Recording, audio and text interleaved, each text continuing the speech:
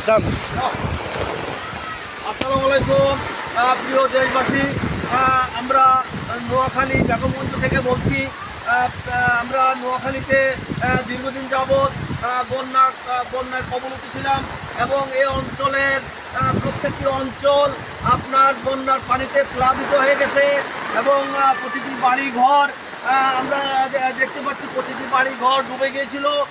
এরপরে বন্যা থেকে কিছুটা পরিত্রাণ পাওয়ার পরে যখন আমরা দেখতে পাচ্ছিলাম আস্তে আস্তে পানি শুকাতে শুরু করছে এবং পানি শুকানোর সাথে সাথে মানুষের বাড়ি ঘরগুলো নড়গুলো হয়ে গেছে এবং বাড়ি ঘর ভেঙে যাওয়ার মতন উপক্রম সৃষ্টি হয়েছে।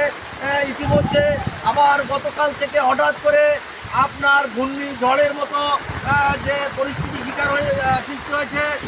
গতকাল রাত থেকে প্রচুর পরিমাণ আপনার ঘূর্ণিঝড়ের প্রবলে আমাদের অঞ্চলে অনেক বাড়িঘর ভেঙে গেছে এবং আমরা দেখতে পাচ্ছি দেখেন কি পরিমাণ ঝড়। আপনার আজ সকাল আমি 8টায় আমি লাইভটি করছি। আপনার এই অঞ্চলে প্রচুর পরিমাণ বাতাস হচ্ছে, মানুষের ঘর বাড়ি আপনার ভেঙে যাওয়ার মতন উপক্রম হয়েছে।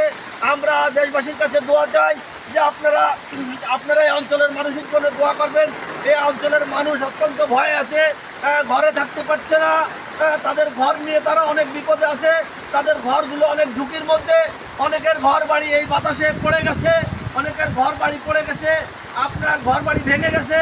অনেকে ঘর বাড়ি থেকে বের হয়ে বিভিন্ন আশ্রয়ের জন্য বিভিন্ন স্কুল কলেজে বা বিভিন্ন ভবনে গিয়ে উঠছে। আমরা দেখতে পাচ্ছি নোয়াখালীতে আপনার অনেক প্রচুর পরিমাণ বাতাস হচ্ছে।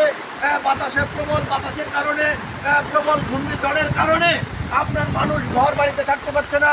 দেশবাসীর কাছে আমরা দোয়া চাই, আপনারা এই নোয়াখালীর মানুষের জন্য দোয়া করবেন যেন আল্লাহ তাআলা নোয়াখালীর মানুষদেরকে তথা বন্যা কবলিত মানুষদেরকে আল্লাহ তাআলা সহায় দান করেন এবং তারা যেন নিরাপদে তাদের ঘর বাড়িতে থাকতে পারে।